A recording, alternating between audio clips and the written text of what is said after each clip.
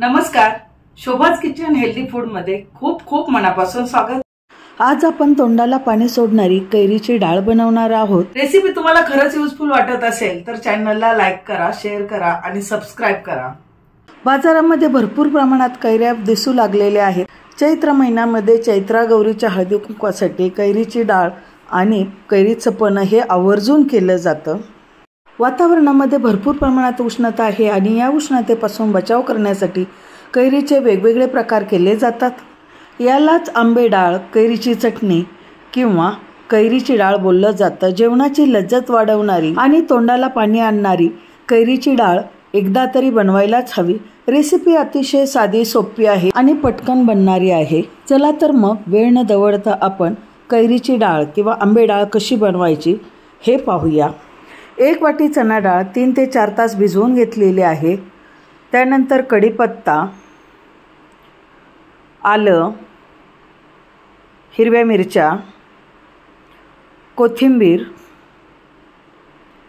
Fresh ताजी अशी कैरी, जिरे, मीठ, हिंग आणि मोहरी हे आपलं कैरीची डाळ बनवण्यासाठी लागणारं साहित्य आहे। आता कृती पाहूया। कैरी मी पाण्यात आधी अर्धा तास ठेवलेली, ती पाण्यातून काढून घेतली आणि तिची साल काढून बारीक किसणीवरती किसून घेतली आणि जेवढी डाळ आहे तेवढाच कैरीचा किस घेतला। भिजवून घेतलेली पहा 1 वाटी कैरीची डाळ अशा प्रकारे भिजलेली आहे। नखाने तोडून पाहिली तर तुटते। तर त्या कैरीच्या डाळीतलं पाणी पूर्णपणे काढून टाकलेलं आहे। ते मिक्सरच्या छोट्या भांड्यामध्ये घेतलं। त्यानंतर 1 चमचा जिरे टाकले। धुवून घेतलेली कोथिंबीर आहे ती हातानेच अशी मोडून घेतली। त्यामध्ये थोड्याशा कोथिंबीरीच्या काड्यासुद्धा आहेत आणि 4-5 हिरव्या मिरच्या देठ काढून घेतलेल्या आहेत। चवीनुसार मीठ टाकलं। 10-12 कढीपत्त्याची पानं टाकली।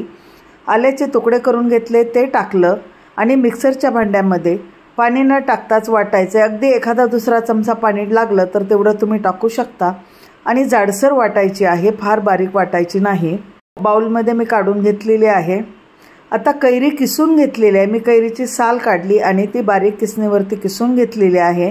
म्हणजे जेवढी डाळ होती तेवढीच मी कैरी वापरलेली आहे, कारण मी वापरलेली कैरी फार आंबट नाही, म्हणून जेवढी डाळ तेवढीच कैरी घेतलेली आहे।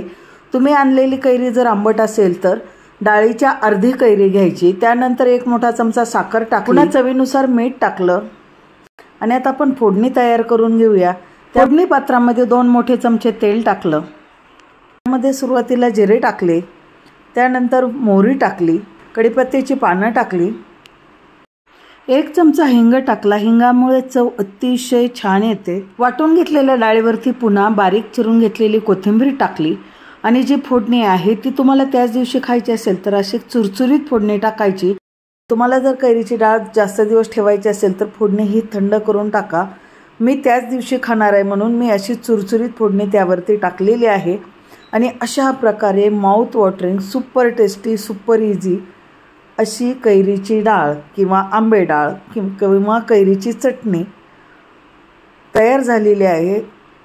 ही चटणी तुम्ही भाकरीसोबत, चपातीसोबत, जेवणाला तोंडी लावण्यासाठी, इडलीसोबत, डोस्यासोबत अतिशय छान लागते किंवा नुसतीच अशी खायलासुद्धा खूप सुंदर लागते। तर अशा प्रकारे कैरीची डाळ एकदा जरूर करून पहा। त्यात वेळ काढून व्हिडिओ पूर्णपणे पाहिल्याबद्दल धन्यवाद। पुन्हा भेटू अशाच रेसिपीमध्ये। तोपर्यंत बाय बाय, टेक केअर।